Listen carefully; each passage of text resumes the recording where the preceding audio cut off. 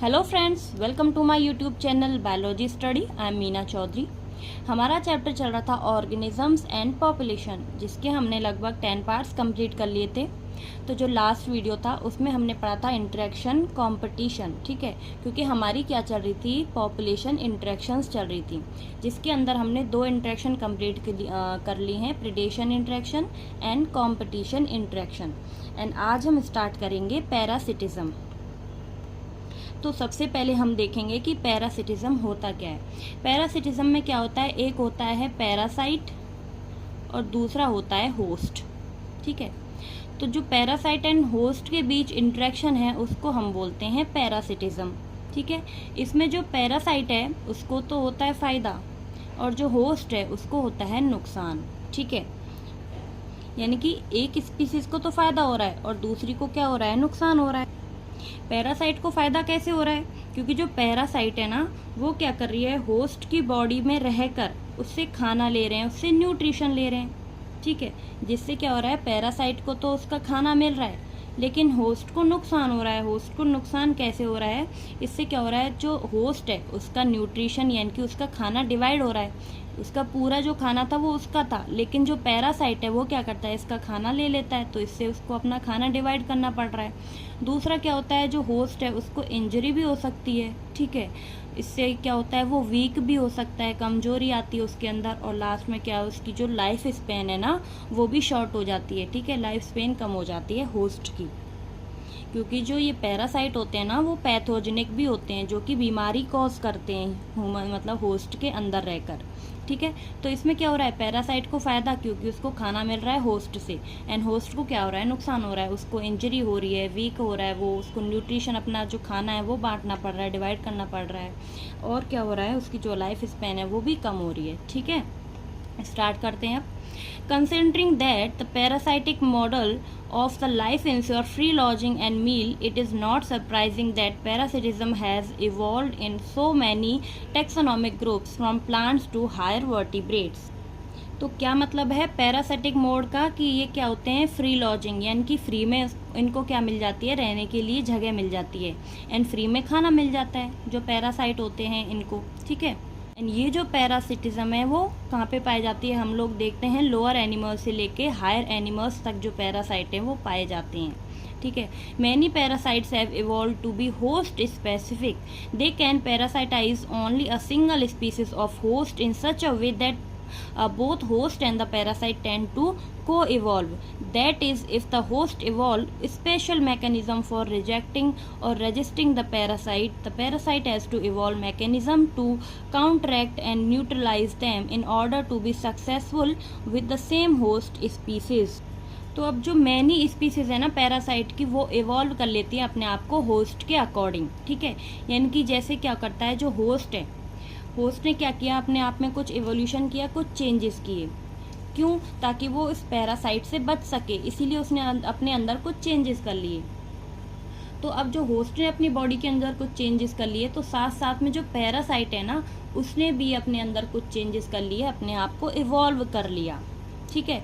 क्योंकि उसको भी जो होस्ट है उसके अकॉर्डिंग ही अपने आप को ढालना था, इसीलिए उसने भी अपने आप में चेंजेस कर लिए। तो इसको बोलते हैं को इवॉल्व, यानी कि जब ह्यूमन यानी कि जो होस्ट है उसने अपने आप को इवॉल्व किया, चेंजेस किए, तो जो पैरासाइट था उसने भी अपने आप में चेंजेस कर लिए, ठीक है। तो इसको बोलते हैं हम होस्ट स्पेसिफिक, यानी कि एक पैरासाइट जो होता है ना वो एक होस्ट के अकॉर्डिंग ही अपने आप को ढालता है, ठीक है। ऐसा नहीं है कि एक ये होस्ट है, एक दूसरा, ये होस्ट 1 होस्ट 2। अब ये जो पैरासाइट है ना ये होस्ट 1 पे ही अपना जो लाइफ है उसको स्पेंड करेगा, दूसरे होस्ट पे नहीं, ये इसी के अकॉर्डिंग अपने आप को इवॉल्व करता है। तो ये कैसा होता है, होस्ट स्पेसिफिक होता है। तो ये जो H1 होस्ट है ये क्या करेगा, अपने अंदर कुछ चेंजेस कर लेगा। तो अब ये पैरासाइट भी क्या करेगा, उसी के अकॉर्डिंग अपने आप को क्या कर लेता है, न्यूट्रलाइज कर लेता है इसके चेंजेस को। कैसे, अपने अंदर भी ऐसे ही चेंजेस कर लेगा जिसने होस्ट ने अपने अंदर किए हैं उसी तरह के, ठीक है।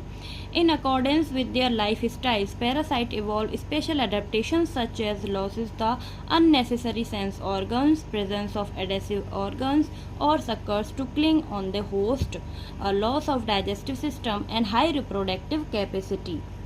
अब according to their lifestyle, यानी कि जो पैरासाइट की लाइफ स्टाइल है ना, उसके अकॉर्डिंग क्या करते हैं, जो पैरासाइट होते हैं वो अपने आप में कुछ इवोल्यूशन कर लेते हैं, कुछ एडेप्टेशंस, स्पेशल एडेप्टेशंस शो करते हैं। उनमें क्या क्या हो गया, जैसे loss of unnecessarily sense organs, क्योंकि अगर वो एंडो पैरासाइट है, ठीक है, यानी कि वो होस्ट की बॉडी के अंदर रह रहा है, तो उसको सेंस ऑर्गन्स की वहाँ पे कोई ज़रूरत नहीं है, इसीलिए उनको क्या कर देता है, वो लूज़ कर देता है। प्रेजेंस ऑफ अडेसिव ऑर्गन्स और sucker to cling on the host, और क्या करेगा, जो एडेसिव ऑर्गन्स हैं और जो सकर्स हैं, यानी कि जो होस्ट की बॉडी से उसको चिपके रखें, किसी ऑर्गन से उसको चिपकाए रखें, ऐसी जो ऑर्गन्स हैं उनको क्या कर लेता है, अडेप्ट कर लेता है। लॉस ऑफ डाइजेस्टिव सिस्टम, और क्या करेगा, अपना जो डाइजेस्टिव सिस्टम है उसको खो देगा, ख़त्म कर देगा, लॉस कर देगा। क्यों? क्योंकि उसकी वहाँ पे कोई ज़रूरत नहीं है, क्योंकि वो तो अपना खाना होस्ट से ले रहा है, इसलिए उसको डाइजेस्टिव सिस्टम की ज़रूरत नहीं है, तो वो उसको लूज़ कर देता है। एंड हाई रिप्रोडक्टिव कैपेसिटी, तो जो ये क्या है, एक मेन करेक्टर है पैरासाइट के अंदर, क्या, हाई रिप्रोडक्टिव कैपेसिटी, ठीक है, क्योंकि उनको क्या है, अपना अमाउंट बढ़ाना होता है, अपना नंबर बढ़ाना होता है, इसीलिए उनमें क्या होती है, हाई रिप्रोडक्टिव कैपेसिटी, ठीक है, यानी कि वो रिप्रोड्यूस करके अपनी जो प्रोजेनी है उनको बना सके। And the life cycle of parasites are often complex, involving one और टू इंटरमीडिएट होस्ट और vectors to facilitate parasitization of its primary host. तो अब जो ये पैरासाइट है ना, इनकी लाइफ साइकिल कैसी होती है, कॉम्प्लेक्स होती है, ठीक है, क्योंकि इनके लाइफ में क्या होते हैं, एक से ज़्यादा होस्ट या फिर वेक्टर्स होते हैं, ठीक है, जिसको हम लोग बोलते हैं प्राइमरी होस्ट, और सेकंड को क्या बोलेंगे, सेकेंडरी होस्ट। तो इनके क्या है, एक से ज़्यादा होस्ट पाए जाते हैं, ठीक है, जिनके अंदर ये क्या करते हैं, अपनी जो लाइफ साइकिल है वो गुजारते हैं। The human liver fluke, a nematode parasite, depend on two intermediate hosts, a snail and a fish, to complete its life cycle. तो जिन पैरासाइट के अंदर कॉम्प्लेक्स लाइफ साइकिल होती है वो कौन सा है, एक ह्यूमन लिवर फ्लूक यानी कि नेमेटोड पैरासाइट है, ठीक है, वो अपनी जो लाइफ साइकिल है उसको कंप्लीट करने के लिए दो होस्ट पे डिपेंड होता है, एक है स्नेल और दूसरा क्या है, फिश, ठीक है, इन दोनों में रह के अपनी जो लाइफ साइकिल है वो कंप्लीट करता है। The malarial parasite need a vector mosquito to spread to other host. उसी तरह एक मलेरियल पैरासाइट है जो क्या है, प्लाज्मोडियम, ठीक है, तो अब जो ये प्लाज्मोडियम है ये क्या करता है, अपनी, इसके भी दो होस्ट होते हैं, एक होता है फीमेल मॉस्किटो, फीमेल एनाफेलिस, एंड दूसरा क्या होता है, ह्यूमंस, ठीक है, तो ये अपनी जो लाइफ साइकिल है दो होस्ट में कंप्लीट करते हैं। फिर क्या होता है, जो ह्यूमंस हैं उनमें क्या होता है, मलेरिया कॉज करते हैं ये, ठीक है, जो प्लाज्मोडियम पैरासाइट है वो। Majority of the parasites harm the host, they may reduce the survival, growth and reproduction of host and reduce its population density. अब जो ज़्यादातर पैरासाइट्स होते हैं ना वो हार्म करते हैं, ठीक है, होस्ट को। उनमें क्या होते हैं, जैसे ये क्या करते हैं, उनकी जो सर्वाइवल कैपेसिटी होती है उसको रिड्यूस कर देते हैं, कम कर देते हैं, उनकी ग्रोथ को कम कर देते हैं होस्ट की, और जो होस्ट में रिप्रोडक्शन कैपेसिटी है उसको भी कम कर देते हैं, जिससे क्या होता है, उनकी जो पॉपुलेशन डेंसिटी है वो क्या हो जाती है, कम हो जाती है, ठीक है, होस्ट की। And they might render the host more vulnerable to predation by making it physically weak. और क्या करते हैं, ये जो होस्ट है उसको फिजिकली वीक कर देते हैं, जिससे क्या है, वो अपना खाना भी नहीं ले पाता है, ठीक है, प्रेडेशन करके अपना खाना कंज्यूम नहीं कर पाता है, क्योंकि वो कैसा हो जाता है, फिजिकली वीक हो जाता है इन पैरासाइट्स की वजह से। Parasites that feed on the external surface of the host organism are called ectoparasites. तो अब हम देखेंगे कि जो पैरासाइट्स होती हैं ना वो भी दो टाइप्स के होते हैं, ठीक है, इनकी टाइप्स ऑफ पैरासाइट क्या हैं, एक्टोपैरासाइट एंड एंडोपैरासाइट। अब जो पैरासाइट्स एक्सटर्नल सरफेस पे रहते हैं होस्ट ऑर्गेनिजम्स की उनको बोलते हैं एक्टोपैरासाइट, ठीक है, यानी कि एक्सटर्नल यानी कि बाहर के सरफेस पे पाए जाते हैं। एंड दूसरे होते हैं एंडोपैरासाइट्स, जो कि क्या पाए जाते हैं, जो होस्ट है ऑर्गेनिजम्स है उसकी बॉडी के अंदर, ठीक है, इनसाइड द होस्ट बॉडी, तो उनको बोलते हैं हम एंडोपैरासाइट्स। तो जो टाइप्स ऑफ पैरासाइट हैं वो क्या हैं, ectoparasite and endoparasites. The most familiar examples of this group are the lice on humans and ticks on dogs. तो इसका एग्जाम्पल, मोस्ट कॉमन एग्जाम्पल क्या है, लाइस यानी कि जुएं, जो कि ह्यूमंस के बालों में पाए जाते हैं। ठीक है, वो क्या हैं, एक्टोपैरासाइट्स हैं, क्योंकि वो सरफेस पे पाए जा रहे हैं ह्यूमन जो ऑर्गेनिजम्स हैं उनके। ठीक है, ऐसे ही टिक्स हैं जो कि डॉग्स में पाए जाते हैं। टिक्स में जुए टाइप ही होते हैं जो कि डॉग्स में पाए जाते हैं, वो भी उनके जो डॉग्स की ऊपरी सरफेस है ना, एक्सटर्नल सरफेस उनके बाल होते हैं उनमें पाए जाते हैं। ठीक है, तो ये क्या हैं, एक्टोपैरासाइट्स हैं जो कि एक्सटर्नल सरफेस पे पाए जा रहे हैं। Many marine fishes are infested with ectoparasites copepods. उसी तरह जो कोपोड्स होते हैं ये भी ऐसे ही जो पैरासाइट्स हैं वो पाए जाते हैं कहाँ पे, मैराइन फिशेस के एक्सटर्नल सरफेस पे। कसकटा है parasitic plant that is commonly found growing on hedge plant has lost its chlorophyll and leaves in the course of evolution. It derives its food from the nutrition from the host plant which it parasitize. तो उसी तरह एक other example क्या है parasite का, जो कि क्या है, कसकटा। ठीक है, ये क्या है, एक पैरासाइटिक प्लांट है। तो कसकटा क्या होता है, अमरबेल जो आपने सुना होगा, अमरबेल को बोलते हैं कसकटा। ये क्या है, कॉमनली क्या करता है, जो हेज प्लांट है वो इसका क्या होता है, होस्ट होता है। तो होस्ट प्लांट क्या है, कसकटा का हेज प्लांट। तो इस पे क्या करता है, ये पैरासाइटिक फॉर्म में पाया जाता है। मीन्स कि जैसे जो हेज प्लांट है ना, उसकी स्टेम से ये न्यूट्रिशन लेता है। ठीक है, जो इसकी रूट्स होती है ना, जो कसकटा होता है, इसकी जो रूट लाइक स्ट्रक्चर्स है ना, वो क्या करेंगी, जो स्टेम है हेज प्लांट की उसमें धसी होती हैं, तो उससे क्या करेगा, ये जो कसकटा प्लांट है वो हेज प्लांट से अपना न्यूट्रिशन ले लेगा। ठीक है, तो यहाँ से इस खाना लेने के बाद ये क्या करेगा, जो ये इवोल्यूशन के टाइम में क्या होगा, जो ये क्लोरोफिल बनाने की जो कैपेसिटी होती है, क्योंकि इसकी लीव्स क्या होती हैं, इवोल्यूशन के टाइम पे गायब हो जाती हैं, ख़त्म हो जाती है, अपनी जो लीव्स हैं उनको ये लॉस्ट कर देते हैं, क्योंकि ये क्या कर रहे हैं, अपना खाना डायरेक्टली हेज प्लांट से ले रहे हैं। अपना न्यूट्रिशन कहाँ से ले रहे हैं, अपने होस्ट प्लांट से। इसीलिए इनमें क्या करते हैं, अपनी लीव्स को लॉस्ट कर देते हैं और इनमें जो क्लोरोफिल है वो भी ख़त्म हो जाता है। ठीक है, it derives it nutrition from the host plant which is parasitise. तो ये क्या होते हैं, पैरासिटाइज होते हैं किसके ऊपर, अपने होस्ट प्लांट के ऊपर, जो कि क्या है, हेज प्लांट है। The female mosquito is not considered a parasite although it need our blood for reproduction. तो अब जो फीमेल मॉस्किटोज होती हैं ना, वो एक्चुअली में पैरासाइट होती हैं, लेकिन वो अपने खाने के लिए नहीं। ठीक है, उनको खाना नहीं चाहिए होता है, वो किस लिए लेती हैं, अपना जो ब्लड होता है वो लेती हैं रिप्रोडक्शन के लिए। क्या होता है, जो फीमेल मॉस्किटो होती है ना, वो एग देती है। अब जो ये एग्स हैं इनको नरिशमेंट की ज़रूरत होगी। ठीक है, अब जो ये नरिशमेंट है वो ये कहाँ से लेंगी, ये क्या करेंगी, जो ब्रीडिंग टाइम होगा, इनका ब्रीडिंग सीजन्स होंगे ना, उस समय ये ब्लड लेती हैं। तो ये ब्लड लेके क्या करेंगी, उस ब्लड से जो ग्लूकोज मिलेगा उससे इनके जो एग्स हैं उनको क्या मिलेगा, फिर न्यूट्रिशन। ठीक है, फिर ये क्या करेंगे, आराम से जो एग्स हैं वो हैच करके अपना न्यू जो प्रोजनी है वो बना लेंगे। तो इसीलिए जो ये मॉस्किटोज हैं ना, ये अपना जो ब्लड ले रहे हैं ह्यूमंस का, वो किसके लिए लेते हैं, रिप्रोडक्शन के लिए, ना कि अपने खाने के लिए। ठीक है, in contrast, endoparasites are those that live inside the host body at different sites. तो अब जो एंडोपैरासाइट्स हैं वो क्या होते हैं, जो कि होस्ट की बॉडी के इनसाइड यानी कि अंदर पाए जाते हैं, जैसे कि लीवर में, किडनी में, लंग्स में, या फिर रेड ब्लड सेल्स में। ठीक है, ये अंदर पाए जाते हैं। The life cycle of parasites are more complex because of their extreme specialisation. तो ये जो एंडोपैरासाइट्स है ना, इनकी जो लाइफ साइकिल होती है वो बहुत कॉम्प्लेक्स पाई जाती है। ठीक है, तो इनमें क्या होता है कि जो मॉर्फोलॉजी एंड जो एनाटॉमी है वो तो इनके क्या होते हैं, सिंपल, लेकिन जो इनकी लाइफ साइकिल है वो क्या है, कॉम्प्लेक्स है। ठीक है, their morphological and anatomical features are greatly simplified while emphasising their reproductive potential. यानी कि इनमें जो रिप्रोडक्टिव पोटेंशियल होता है वो तो क्या होता है, बहुत कॉम्प्लेक्स, लेकिन मॉर्फोलॉजी एंड एनाटॉमिकल जो फीचर्स हैं वो क्या होते हैं, बहुत सिंपलर होते हैं। ठीक है, तो इनकी जो रिप्रोडक्टिव पोटेंशियल है वो कॉम्प्लेक्स होने का क्या मतलब है, क्योंकि ये कैसे होते हैं, इनमें जो रिप्रोडक्शन की कैपेसिटी है ना वो ज़्यादा होती है, क्योंकि ये बहुत इनको चाहिए कि ज़्यादा रिप्रोड्यूस करें, क्योंकि ये अंदर से अपना जो प्रोजनी है उनकी जो अमाउंट है वो बढ़ा सके। तो इनमें क्या होता है, रिप्रोडक्शन कैपेसिटी ज़्यादा पाई जाती है।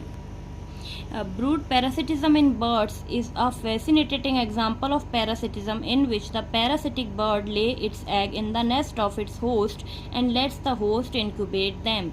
अब हम दो नेक्स्ट टर्म देखेंगे, वो क्या है, ब्रूड पैरासिटिज्म, जो कि देखा जाता है बर्ड्स में, ठीक है। तो इसके एग्जाम्पल क्या हैं, जैसे ये क्या है, कोयल, और ये क्या है, क्रो। तो जो कोयल है वो तो क्या है, यहाँ पे पैरासाइट की तरह बिहेव करेगी, और क्रो किसकी तरह बिहेव करता है, होस्ट की। जैसे ये क्रो ने अपने एग दिए इस घोंसले के अंदर, ठीक है। तो यहाँ पे क्या करेगी, जो कोयल है ना वो भी अपने एग्स दे देगी, ठीक है। अब जो क्रो है वो इनमें क्या है, डिफरेंस नहीं कर पाएगा इन अंडों के अंदर, क्योंकि जो ये एग्स होते हैं ना कोयल एंड क्रो के, ये सेम होते हैं, इनमें कोई डिफरेंस नहीं होता, ये दिखने में सेम दिखते हैं। इसीलिए अब जो क्रो है वो क्या करेगा, इनको पालेगा, ठीक है, क्योंकि उसको नहीं पता कि मेरे अंडे कौन से हैं या फिर किसी और के कौन से हैं, तो इसीलिए इनको ये पालता है। तो यहाँ पे होस्ट को क्या होता है, नुकसान होता है, और कोयल को क्या हो जाता है, फ़ायदा हो जाता है। During the course of evolution, the eggs of parasitic birds have evolved to resemble the host eggs in the size and color to reduce the chances of host bird detecting the foreign eggs and injecting them from the nest. तो क्या होता है, evolution के time क्या हुआ कि जो ये एग्स हैं ना पैरासाइटिक बर्ड्स यानी कि कोयल के और जो क्रो के, इनमें क्या हो गया, कलर और साइज़ में क्या हो गए, ये सेम हो गए, ठीक है। जिससे क्या होगा, जो होस्ट बर्ड है ना वो इनको डिटेक्ट नहीं कर पाता, ठीक है, नहीं पहचान पाता कि ये किसके अंडे हैं, जो फॉरेन अंडे हैं वो कौन से हैं और उसके खुद के अंडे वो कौन से हैं। इसीलिए क्योंकि उनका जो साइज़ और कलर होता है अंडों का वो सेम होता है, ठीक है। Try to follow the movement of the cuckoo and the crow in your neighbourhood park during the breeding season spring to summer and watch brood parasitism in action.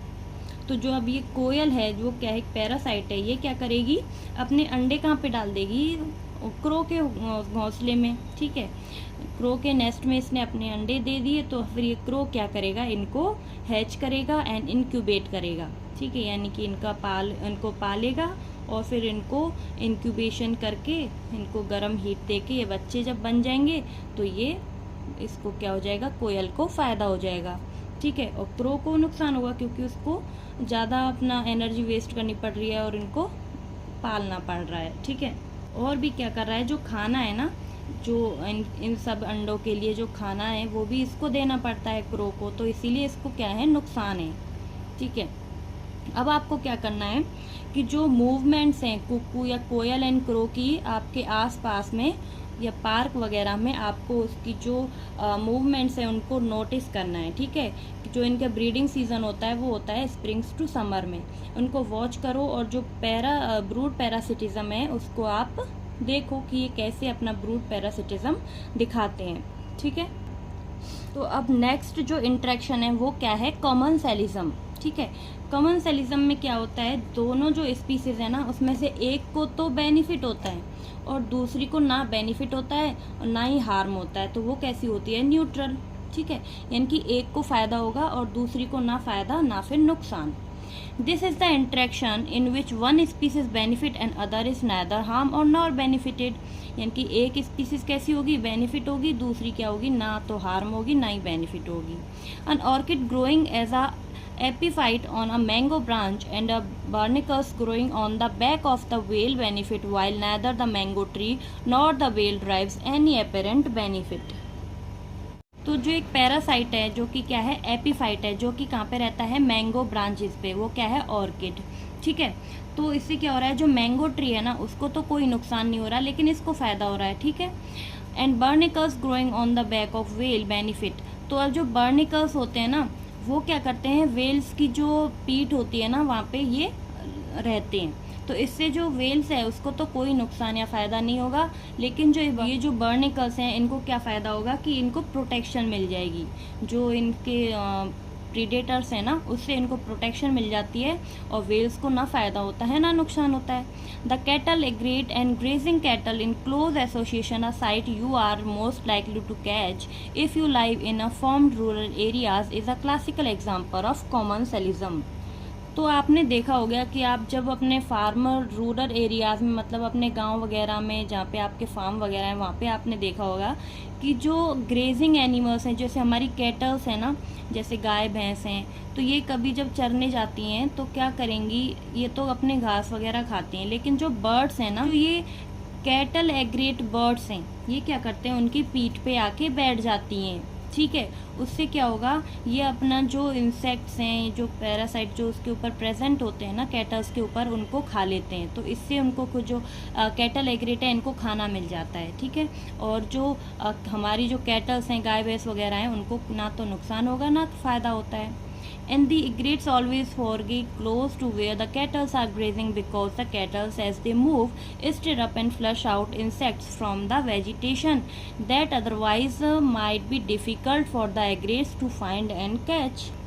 और आपने देखा होगा कि जो ये बर्ड्स हैं ना, जो हमारा ग्रेजिंग कैटल है, जो हमारी आसपास में घास चर रहा होता है, जैसे काव या फिर गोट या फिर बफेलोज हैं, ये जब अपनी घास चर रही होती है तो इनके आसपास में ये जो एग्रेट्स हैं, बर्ड्स हैं, ये उनके साथ साथ चलते हैं, घूमते हैं। क्यों? क्योंकि जब ये घास चरते हैं ना, तो ये जैसे गाय भैंस है ना, ये क्या करेंगे, जैसे ही घास को चरते हैं तो फिर नीचे से जो इंसेक्ट्स वगैरह है ना, वो निकलते हैं ज़मीन से।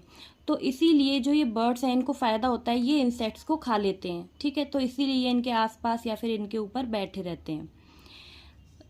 Another examples of commensalism is the interaction between sea anemone that has stinging tentacles and the clownfish that lives among them. Other जो एग्जाम्पल है ना कॉमनसेलिज्म का, वो क्या है, इसमें एक होता है होस्ट सी एनिमोन। ठीक है, सी एनिमोन में पाए जाते हैं टेंटिकल्स, जिसकी वजह से क्या होता है, ये जो फिश है, क्लॉन फिश है, इसको क्या मिल जाती है, प्रोटेक्शन मिल जाती है। ठीक है, तो इसीलिए क्या होता है, इनमें कॉमनसेलिज्म पाया जाता है, जिससे सी एनिमोन को तो ना ही कोई फ़ायदा हो रहा है ना ही नुकसान हो रहा है, लेकिन जो क्लॉन फिश है इसको प्रोटेक्शन मिल रही है। The fish get protection from predator which stay away from the stinging tentacles. तो जो ये प्रेडेटर्स होते हैं ना क्लॉन फिश के, ये हमेशा जो ये स्टिंगिंग टेंटिकल्स हैं, इनसे बचते हैं। ठीक है, इनसे दूर रहते हैं, इसीलिए इस फिश को क्या मिलती है, प्रोटेक्शन मिलती है। The anemone does not appear to drive any benefit by hosting the clown fish. तो जो सी एनिमोन है उसको तो कोई बेनिफिट नहीं हो रहा है, ठीक है, ना फिर कोई नुकसान हो रहा है। तो ठीक है, कॉमनसेलिज्म में हमने क्या देखा कि एक स्पीसीज को ना ही नुकसान होगा ना ही फ़ायदा होगा, लेकिन जो अदर स्पीसीज है उसको तो क्या होता है, बेनिफिट होता है, क्योंकि उसको प्रोटेक्शन मिल जाती है। ठीक है, कुछ किसी को खाना भी मिल जाता है। तो ऐसे क्या हो रहा है, एक स्पीसीज को फ़ायदा, दूसरी को न्यूट्रल, ना नुकसान ना फ़ायदा। तो हमने आज कौन कौन सी देखी हैं, पैरासिटिज्म इंट्रैक्शन एंड कॉमनसेलिज्म इंट्रैक्शन।